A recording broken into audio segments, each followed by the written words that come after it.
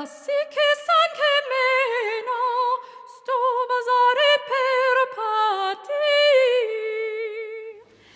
Pios Asi, asi che san che meno sto basare per pati. Capitan Vasiliki. Hi, I'm Kira, and I'm here today to show you how to put Spanakopita together. And that's how you say it too. You have to put the accent on the right syllable, Spanakopita. Okay, so before you get started, it's a really good idea to gather together all of the things you're going to need. And I'm going to start with telling you about the preparation of the spinach. Now you can see here that I have got a very big bag of spinach. This might be a little bit too much spinach. Usually it's 2 bags and they didn't have the size that we needed the other day. So Eris bought this. It weighs a lot too. Anyway, what happens with spinach obviously is that when you toss it in the pan and saute it, it shrinks quite a lot. So this might actually shrink down to a good amount. I always feel like I don't have enough filling when the time comes to finish doing all of the little triangles. So I would rather err on the side of caution and make a little too much, and then if I have it left over, well, then I would just toss it into an omelet. What I've also got here right now is scallions. So these are not regular onions, they're just a little bit milder than a regular onion, and I have 6 or 7 of them here. They're really very beautiful. And then I've got 3 eggs, a 1/4 pound of butter, Feta cheese, salt and pepper, and that's basically all I'm going to work with at the start. I might throw in a secret ingredient or two toward the end. I'm starting with only a small amount of butter right now because this is what I'm going to melt in order to brush it on to the phyllo.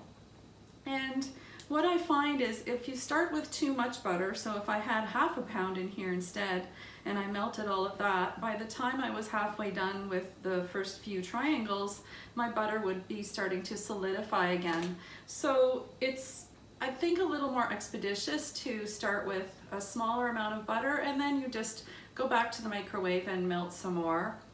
So that's what I'm going to do here. Let's get started by peeling these scallions and chopping them up. I think I'll use my food processor though. Scallion chopping. Just taking the ends off of each of these and peeling it down. Want to get the outer layer off, obviously keeping as much as we can. If there's any discolored bits, you can pull those off as well.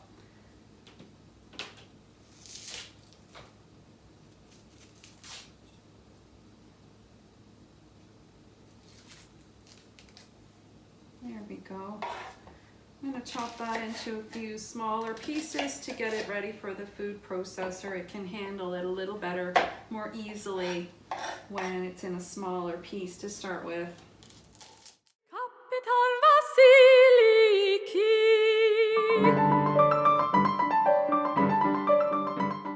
All right, got some chopped scallions here. I have chopped them very finely. I, for one, don't like finding giant pieces of onion in my Spanakopita, so I made sure that it's fairly small. But I've got a good amount here, which will mix in beautifully with all of that spinach. And I'm going to take it over and saute it in some butter and olive oil and just set it aside, because it'll be added back into the spinach once that is all wilted into the pan. And now I'm going to share with you the secret ingredient. It's not on the recipe that I'm using, but this is what I have tasted in some very authentic Greek Spanakopita: cinnamon and nutmeg. Just a bit of a dash of each of them. But where I add it is in with the onions so that it is distributed very evenly within the mix once we put it all together. And I'm not even going to measure. I'm going to do this fully Greek style, no measuring.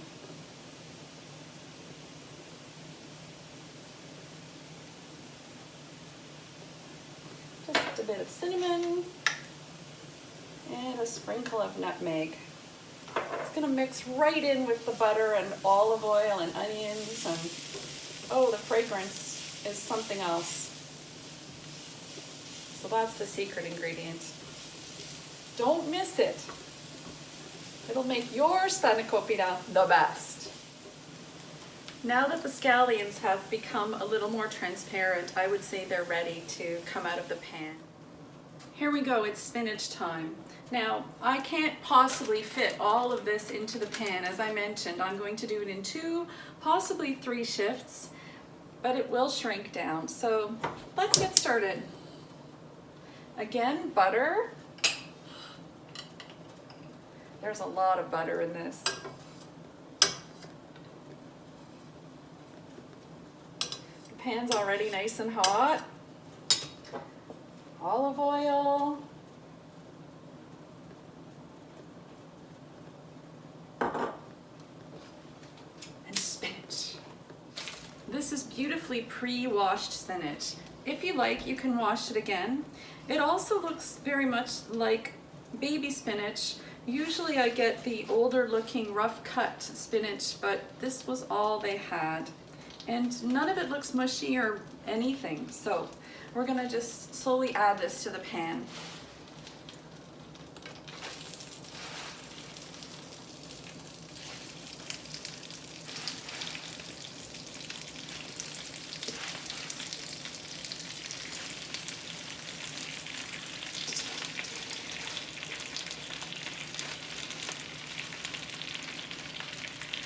Turn our heat down a little bit.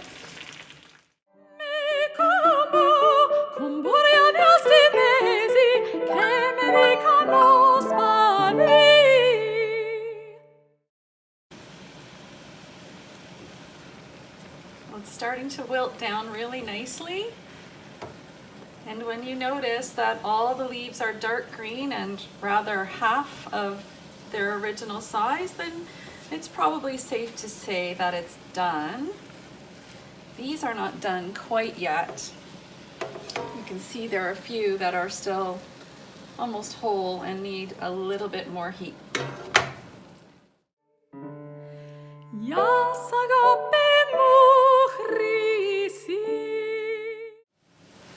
And there we go.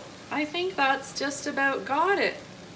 Now I'm going to take this and chop it up a little bit because we don't want these giant long stringy stems in there either.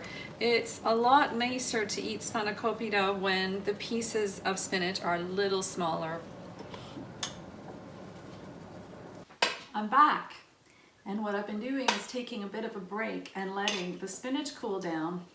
So this is that entire bag of spinach that I showed you earlier. It's really shrunk a lot. I've chopped it all up so the pieces are quite small. Hopefully no one will encounter a giant stringy piece of spinach in their bite. We want to make it as pleasant as possible. I've also let the onions cool down, and I've got 2 eggs here. I'm just going to whip them up and put this mix together. I've pre-crumbled the feta cheese by hand. It's a little bit nicer than if you cut it into uniform squares. It's never quite as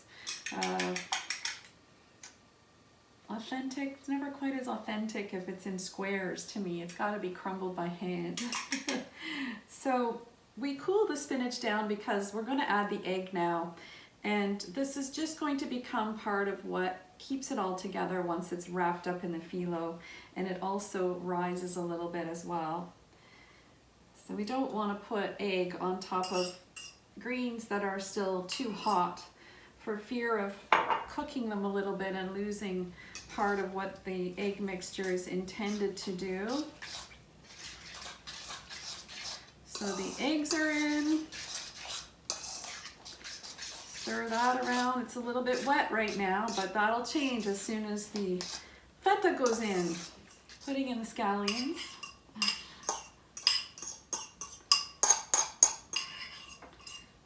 And this is where we have our cinnamon and nutmeg. So we also want to stir this in really well. I had taken 3 eggs out of the fridge, but I can tell by the consistency of this that I think another egg would be just too much. So I'm going to leave this 3rd egg out of the mix. Back you go, egg. And now the feta. I love the color contrast between the green spinach leaves and the beautiful white crumbled feta. It was all I could do not to stuff some in my face while I was crumbling it. Oh, here we go. You know what? This is the first time I felt like I'm going to have enough mixture to use all of the phyllo. Here's what our mix looks like. Isn't that great? I'm setting it aside again. And now I'm going to take you through the phyllo preparation. Phyllo is fussy, and I've got a few tips here that are going to help you work with it a little more easily. And I'm not even sure that this is going to go perfectly because you never know what you're going to get when you open a box of phyllo. You can make it yourself, but if you're pinched for time and you really don't want to make the effort to make your own phyllo, I always suggest using a box of phyllo. Nobody's going to judge you for that. So it says on the package to keep phyllo in the fridge to thaw it out. If you thaw it out at room temperature, I find that it becomes soggy and it can be very difficult to separate the layers when you're working with it. This was bought 2 days ago. It's been in the fridge ever since, and I just pulled it out about 20 minutes ago while I was finishing up with the spinach. So here it is. Now the other tools that I have with me here for the phyllo preparation are waxed paper and tea towels, and my cookie sheet is already ready here underneath. The wax paper and tea towels are so that while you're working with the phyllo, you will be keeping it covered and also keeping it slightly moist. So the tea towels, I'm actually going to run them under the tap and get them very wet and wring them out so that they're just damp. I will put a layer of waxed paper on top of the phyllo because once I get this out of the box and roll it out, it's going to sit here flat, and then I'll be moving pieces of it toward me in order to do the butter layering and the filling. So just have a watch while I get this all set up for you.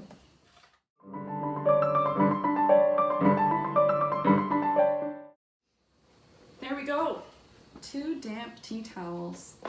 One for the pan and one for my working pile of phyllo. This is for each triangle after I have prepared it. So I've got these guys ready. The next thing I'm going to do is melt my butter, and then I'm going to take this out of the box. 30 seconds in the microwave and that 1/4 pound of butter is fully melted. I've got a brand new brush here. I don't know how it's going to do, but the first thing I'm going to do is brush the pan with some butter here because we don't want to stick to the pan, even though this is a nice Teflon pan. It's a bit old actually. I think I need a new pan. What do you think? Maybe for Valentine's Day. Did you know, it's a funny memory, the very first gift that Eris ever gave to me was a frying pan. Well, the good part is that when he brought the new frying pan over, he proceeded immediately to make me breakfast. So I can forgive him for that gift. I mean, really, it's like buying someone a vacuum cleaner, right? Oh, here, honey, I love you so much. Here's a vacuum cleaner. But he was the one who ended up using the pan quite a lot more than I did. Still a funny story, 15, 16 years later. Okay, we've got that all buttered. Here we go with the phyllo. Usually I sit my butter to the right. I have a little process here that I like. Oh, I need another sheet of waxed paper for the pan here. There we go.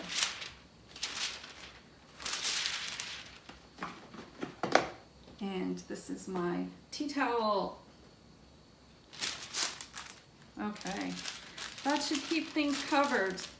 Yeah, phyllo is tricky because it dries out very, very quickly. So this is why we want to cover it up. It's box opening time. It's an unboxing of the phyllo. Don't let phyllo intimidate you. I was very nervous the first few times that I tried this, and now I feel like, you know, what happens, happens. If it's not perfect, it's not perfect. At the end of the day, you're gonna end up with several layers of it in each of your triangles. So if there's a split in it, you just kind of keep going and you just add more butter. Butter fixes everything.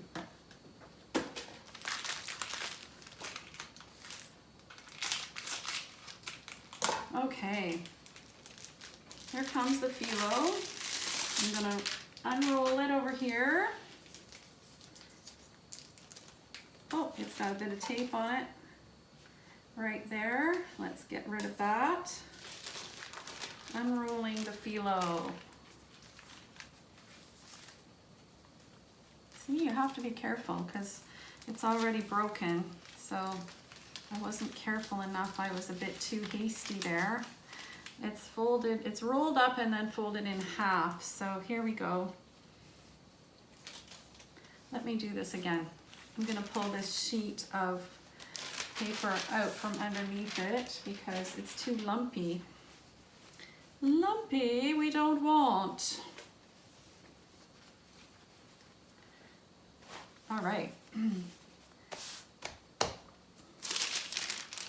The directions I have on this recipe are to now take this phyllo and slice it into 3 even slices. So I do this lengthwise. You could do it this way as well. Maybe make one, maybe cut it into 4. That would be a shorter piece to work with when you're rolling up the triangle. So I like to do it lengthwise like this. Let me get my big knife. And there's a lot of phyllo to cut through here. So I kind of like to just score it on top first to make sure that I've got a nice straight line and that I have 3 sections that are fairly even. Okay, that's pretty good. I'm going to just cut down. Sometimes when I get to the bottom, I find that it's not cut through all the way, but that's easy to fix as you're peeling each piece off. Is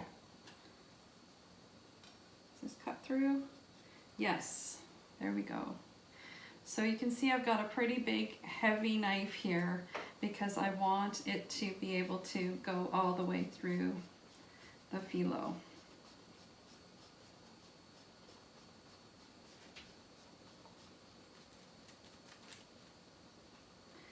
All right, has it gone through? Not all the way. Let's try again in a couple of spots. Just, you can tell when you can feel the counter below, you can tell that you're there. Okay, that's it. So I'm going to turn this back perpendicular to myself. I'm going to cover it with a new piece of waxed paper because the piece it came with is a bit too short. So we want coverage there. And in fact, I'm going to put 2 of them just so that the edges are covered, all of the corners are covered. Because I've got a damp tea towel here to also go over top, I don't want the wet tea towel touching the phyllo anywhere. So here's our tea towel. Just gonna keep everything, it's not my best tea towel and that's okay because I'm going to make a mess of it here anyway, I'm sure. Okay, so now I've got a working space. This is going to be the spot where the strips are laid out, they are buttered, and then the filling goes on. It's really great to be able to keep everything very handy because this is a lengthy process. You need quite a lot of energy and stamina to get through it, and patience, I think, too. The other thing is always wear a good pair of little shoes while you're doing this kind of work. Before I start, I'm going to add a little bit of salt and pepper, which I haven't put in yet at all. Almost forgot.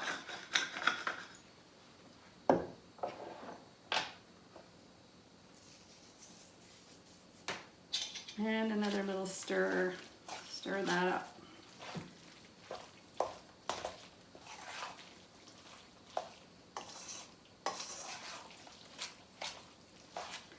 There we go. All right. Are you ready? This is the fun part. Okay. I'm going to show you the very first triangle, and then I'm going to speed things up. So I'm going to start with the phyllo now and begin trying to separate it into individual layers if possible. Sometimes it sticks together, in which case I think it's okay to use it doubled up as well, but not much thicker than that. Here we go. It's coming off separately beautifully. Okay, there's our first piece. Don't forget to cover up your working pile there. And the butter is still melted and nice. I'm just gonna stir it up because it's already separated and begin to put butter on this. One of the things that Eris loves the best about my Spanakopita is the amount of butter that I use. What I do for each triangle is 3 layers of phyllo pastry. And the recipe calls for 1, but I think that 3 really gives you a very nice flaky, puffy Spanakopita triangle at the end of the day. I just think 1 wouldn't be enough, not at all. The other thing you can do is if you're pinched for time and again, or energy, you don't have to cut it into strips and you don't have to make triangles. You can simply lay 3 sheets in the bottom of your cookie sheet and put a layer of butter in between each of them and then fill the sheet with your filling and then cover it with another 3 layers of phyllo and butter and pop it in the oven. And it's just as tasty that way, but I think that it presents a little better if you're having company and you want to impress everybody. They go ooh and ah when they see the triangles for some reason, so it's a lot of fun to make them as well. So I'm on my 3rd piece here. Here we go. Get you out of there. Come on, phyllo. Yeah, it's working really nicely. Okay. Boop, boop. Another layer of butter. There we go. There. Woo! Mrs. Butterworth. Yeah. And I'm going to just scoop out my first bit of the mixture onto this. Only about a spoonful, really, not a lot goes in to each one. I'm putting it at the end and I'm going to shape it into a triangle because I already know which way I'm going to move this phyllo. So I'm going to pick it up right here under this corner and I'm going to flip this right like that, the very first effort right there. And then I'm going to pull it this way and flip my triangle this way. You see what's happening here? Every time you flip it, you're closing a side. So there it goes again. 1, 2, 3, 4, 5, and there's a little bit left over. This is our first triangle finished, but there's another step. So once you lay it in the pan, my suggestion is that you also butter the top of your Spanakopita right here. Again, the objective is to keep everything moist, but when it's baking, you will get a very flaky, buttery result. And that's the first triangle done.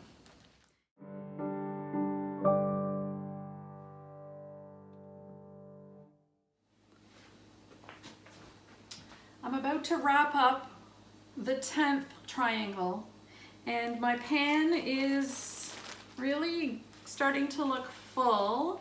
I might be able to fit 11 on here, but I've decided that I'm going to use what's left of the phyllo strips and the filling to just fill this little pan up and take a little bit of the pressure off of all of this preparation and do it the other way that I was explaining to you.